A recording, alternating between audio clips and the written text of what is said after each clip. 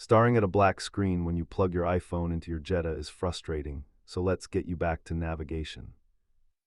Statistically, most of these blanks are just minor software handshakes that don't require a trip to the dealer.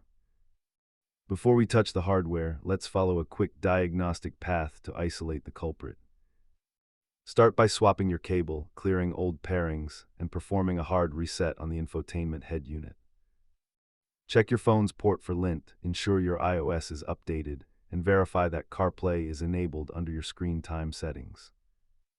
If it still fails, resetting your network settings on the iPhone often clears out those stubborn communication errors.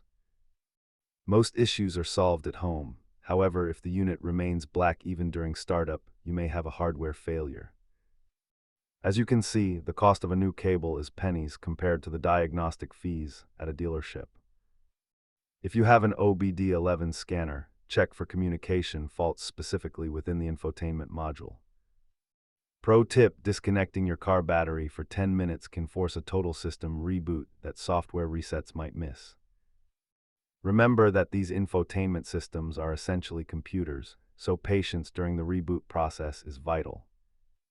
If this helped you fix your Jetta display, hit subscribe for more maintenance tips, and I'll see you in the next one.